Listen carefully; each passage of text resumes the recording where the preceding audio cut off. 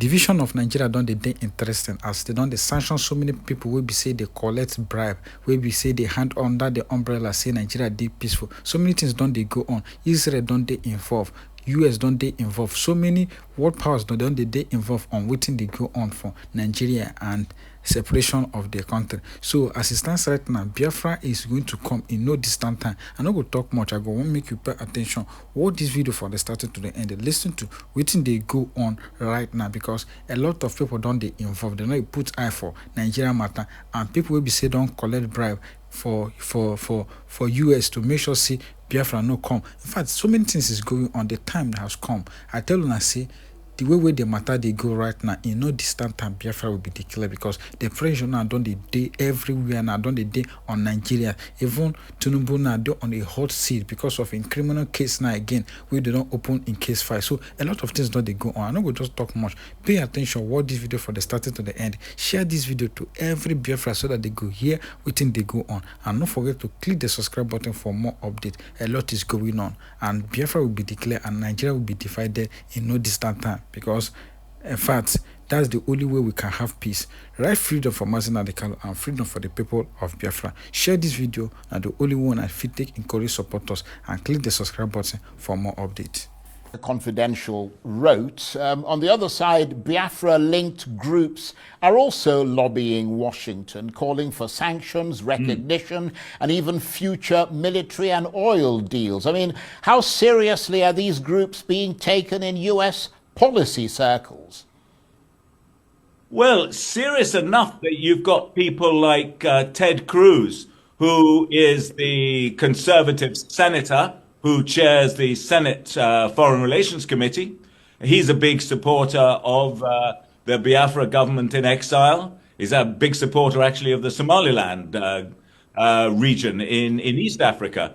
And Mike Pompeo, who was the former Secretary of State, and that was under Trump's first term. And Pompeo is a very devout evangelical Christian, and so is Cruz, and they're combining the two things, where they're talking about the rights of the people of Southeast Nigeria, and also this issue again of protecting Christians. So yeah, they've got a lot of sway within the Republican Party, and a lot of this stuff, Charles, is about sentiment as much as anything else. It's often free from, shall we say, established facts and evidence. It's a sense that these are evangelical Christians who put that belief above all else. And the Biafran lobbyists have been extremely effective over probably 20 years, working through the religious right in the US, which brings together a lot of these evangelical groups, and they're big financiers of the Republican Party. And as the Republican Party has moved to the right, so have they. And they've become a big mobilizer of votes for the Republican parties. So there are people who are evangelical Christians who may not like the look of Donald Trump and his various comments about women and all the rest of it, but they bury that concern for their the greater good, which they say is the man is for Christians. He's for evangelical Christians, and in that case, we're going to give him our support. So Trump, the evangelical base is absolutely critical for Trump. And that's, I think, it accounts for some of the success of the Biafra lobby in the US. Well, that's a very illuminating assessment from you. And in that context, Patrick, I mean, is there a risk that fringe or poorly sourced claims could begin to shape US foreign policy towards Nigeria? So Nigeria's internal security crisis is no longer just a domestic issue. It's become a high-stakes battle for influence in Washington, according to the UK-based Africa Confidential, a respected newsletter that's built a global reputation for original reporting and analysis of key political and security developments across Africa. As competing narratives over violence and claims of a Christian genocide gain traction in the US, the Nigerian government and Biafran secessionist groups are now locked in an aggressive lobbying war, each seeking the attention and support of President Trump. According to Africa Confidential, alarmed by President Trump's threat last November to go into Nigeria guns a-blazing, the Tinubu administration has moved quickly to counter separatist claims, signing a multi-million-dollar lobbying contract with a Republican-linked firm to shape U.S. policy on visas, military cooperation, trade, and religious freedom. The scale of Abuja's effort far outweighs that of the pro-Biafra groups, who are also lobbying Washington, pushing for sanctions, diplomatic recognition, and even future military and oil agreements. So what's really at stake in this foreign lobbying battle? And how could it shape Nigeria's security, sovereignty, and international standing? Lobbying firm, and then started backing the MPLA, and who was paid $1 million a year to run a website for the MPLA, and that's often the case. And I think the problem with this lobbying business is it's a sort of privatization of diplomacy, and it downgrades the real decision makers and the state, and it downgrades accountability. And I think that came out very strongly when U.S. President Trump made his threats about going into Nigeria guns a-blazing, and suddenly the government in Abuja had to react really quickly, appoint ambassadors, not just to the US and UK, but several other countries, and then start this kind of negotiation with the US officials. We are a peace-loving community that strongly believes in the rule of law, national unity, and peaceful coexistence. At the same time, we firmly hold that fairness remains a vital component of justice.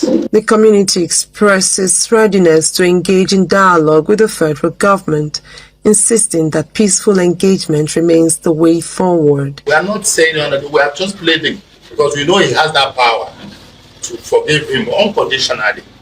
Because look at him, he has been incarcerated for a long time. We are not going to know whether he was justified or not. The release will bring more peace in the eastern part of Nigeria. They know the influence Nnamdi Kanu commands in the eastern part of Nigeria. And if he comes out tomorrow and he tells everybody, let there be calm, everywhere will be calm. Other stakeholders urged the government to extend to Kanu the same consideration previously granted to other freedom fighters. Nnamdi Kanu's case is not an exception, because we know that somebody like Sunday Igboho has been released. He's going everywhere in the street. And we know as well that all the Boko Harams and all of them, they are giving amnesty and all that. So why won't Nnamdi Kanu be released? They maintain that they have stood firmly with their son and brother throughout his trial. We are not happy for having our son behind us. Therefore, we gathered today to plead to the government to release our cherished son. 99-year-old community member Masera Oparacha says her greatest wish is to see Kanu regain his freedom in her lifetime.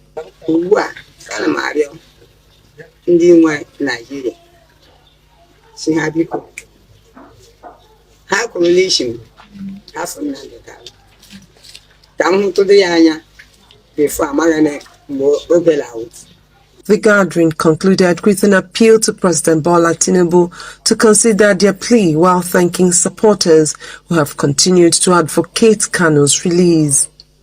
In Abia for News Central. Now, you've seen that. I also want to beg you to spend just a little time and listen to the interview that one of Mazen Nnamdi Kanu's lawyer granted and what he said about this man. Because, you know, most times, people always say that this man does want to disintegrate Nigeria. He wants to cause chaos in Nigeria. But that is not the case. That is not the case. In fact, I can tell you that this man loved the Igbos, he loved the Hausas, he loved the Yorubas. Oh yes. Please, I beg you to listen to this interview. Then you do well to drop your comment in the comment section what to think. Because this man is the man that meant well for Nigerians. Please listen to him. Nnamdi Kanu is somebody who has compassion for his neighbor, irrespective of your religion. I can tell you that as I speak to you now, Nnamdi Kanu gave me about 6 names of Fulani or people from Zamfara who were detained in the DSS. They are still there to go to court on their behalf. Nnamdi Kanu took care of that bill. You have worked. You have worked with Nnamdi Kanu for a while, closely, for a number of years now. Yes. A lot of people just knows Nnamdi Kanu they see on the media, and I don't think that's a whole of a person. How can you define Nnamdi Kanu? Nnamdi Kanu is an Igbo man who believes in the Igbo cause and in the Igbo identity. He is also a humanist who believes that every other human being has a right to exist freely and enjoy the facilities that God in heaven has created. Nnamdi Kanu is somebody who has compassion for his neighbor, irrespective of your religion. Now, when Nnamdi Kanu was arrested in 2015 and detained in Kuje Correctional Center, do you know that Nnamdi Kanu was virtually paying the fines of convicts who are not Igbos, who are Hausa, Fulanis, and other tribes, paying their fines and asking them to release them to go? He was not tribalistic. But though he believes in the Igbo cause, but he also believes that every other human being is a human being. He's a human being, first of all. No. Nnamdi Kanu, I'm sure you may have listened to the interview of the current NANS president who met Nnamdi Kanu in the DSS detention. He gave testimony of how Nnamdi Kanu welcomed him, even though he is Northern and a Muslim. He gave testimony of how Nnamdi Kanu accommodated even the Fulanis in the detention center, solving their problems. In fact, the Fulanis there feel more comfortable discussing with Nnamdi Kanu than discussing with officers of the DSS. I can tell you that as I speak to you now, Nnamdi Kanu gave me about 6 names of Fulani or people from Zamfara who were detained in the DSS. They are still there to go to court on their behalf. Nnamdi Kanu took care of that bill. There is one, Kasimu Abdullahi from Zamfara. The other one is Kasimu Aliu and Sabiatu Abdullahi, both of them from Zamfara State. Nnamdi Kanu directed me to take their matter to court to ensure their released. He didn't ask them whether you are Fulani, whether you are Hausa, whether you are whatever. And you know the funny thing? These guys were arrested from Zamfara State, brought down to Abuja without a single notification to their family. So to their family, they are missing. To their family, they believe they were kidnapped by bandits. So they are just waiting maybe the day they will call for ransom. Their brothers, I called them on phone when I visited Nnamdi Kanu. He got phone numbers with which I called their brothers from Zamfara. They were shocked to hear that they are in Abuja. Mudashiru, the other man is Mudashiru, Aliu, and I've forgotten the second man's name. They all traveled from Zamfara and met me in Abuja here. They were in my office on Friday also, because their brother's case came up on the 4th of December. Now, you arrested this man. You brought them to Abuja. You did not give them opportunity to call their people to tell them where they are. You didn't give them opportunity to hire a lawyer. And they've been there for like 6 to 7 months now. Whoa. No trial, no court proceedings, nothing. Now, Nnamdi Kanu, without thinking whether they are Easterners or Westerners or Northern or whatever, give me a charge. Take these people's matter to court and see that they are released. Their matter is before the Jabi High Court number 51. Jabi High Court number 51.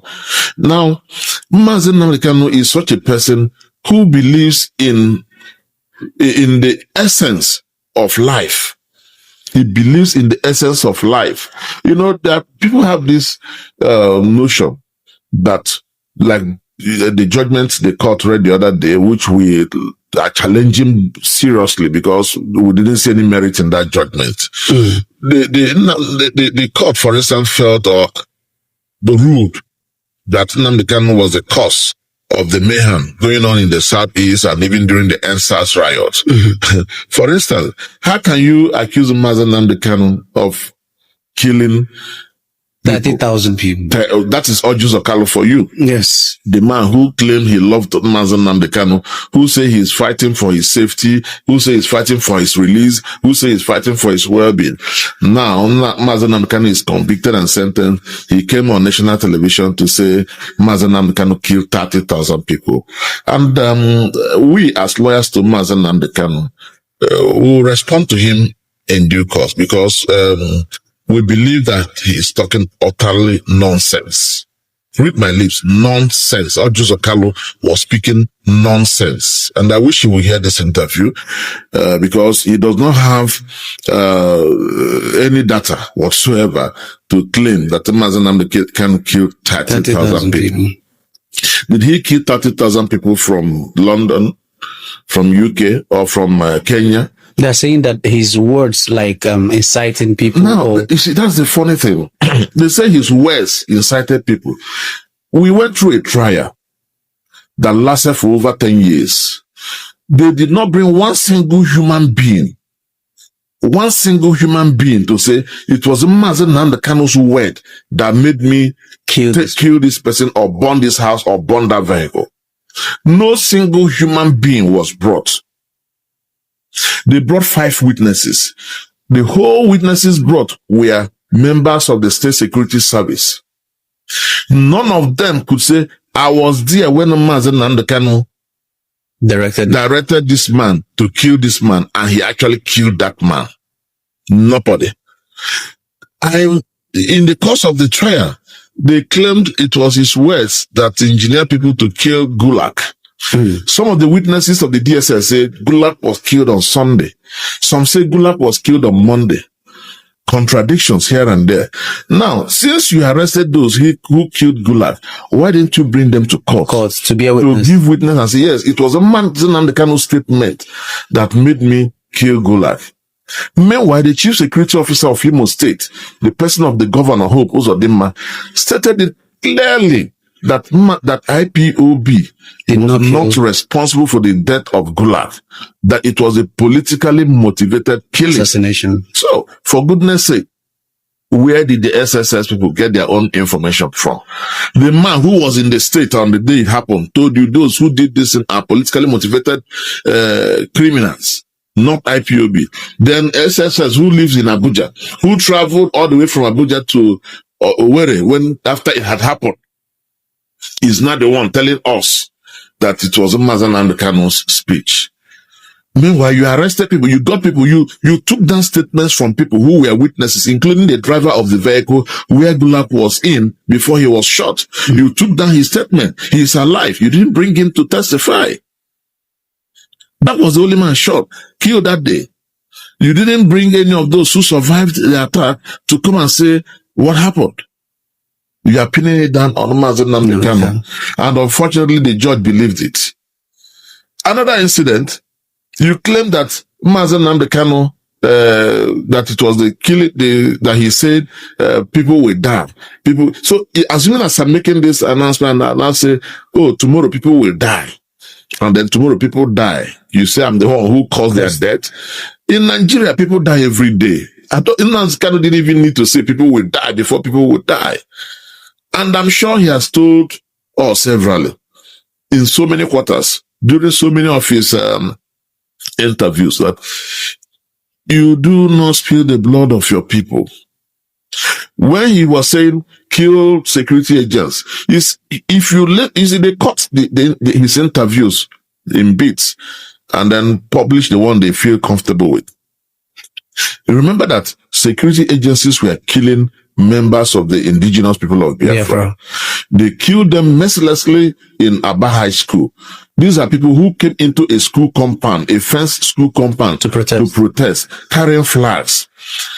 Then the next thing, security agencies opened fire, killing so many of them. They killed at Mpo.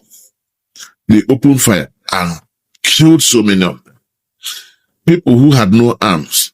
It was after that incident, or those incidents, that Nnamdi Kanu say, if they kill you, kill them back. That is self-defense, and it is provided for by our laws. And unfortunately, our judge did not take that into consideration when passing his sentence.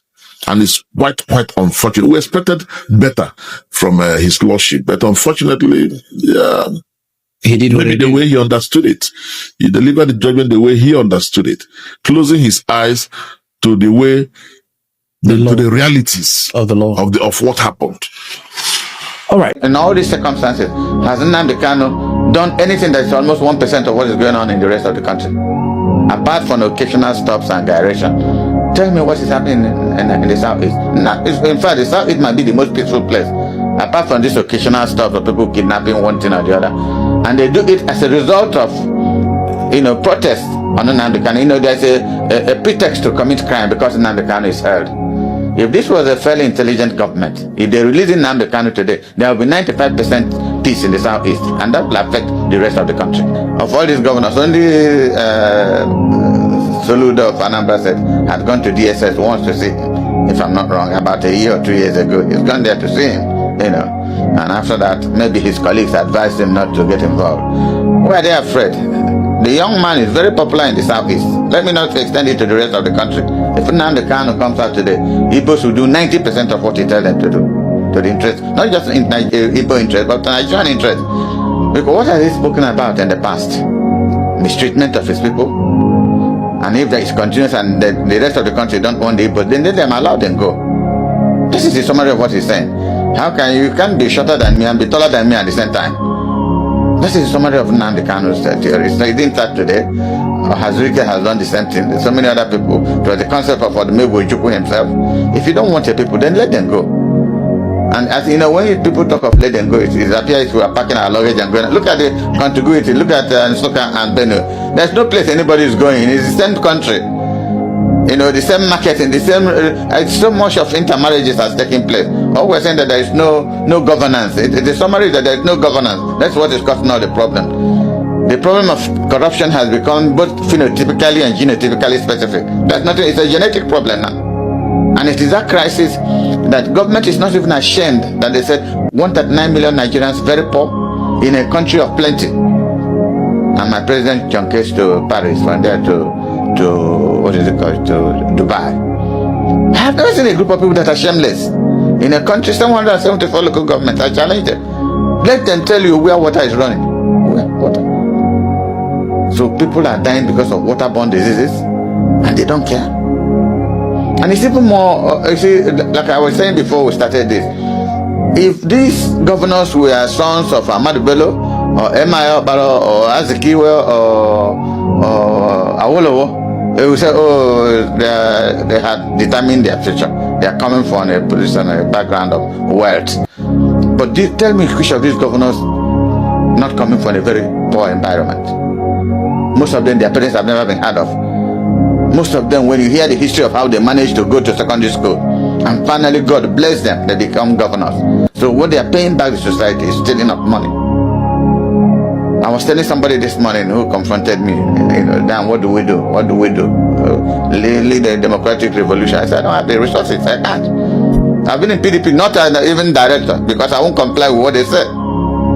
Yesterday we had a National Reconciliation Committee meeting. Out of 25 members, only 8 were there. So it means that part of those who have joined APC, a majority are coming out from PDP.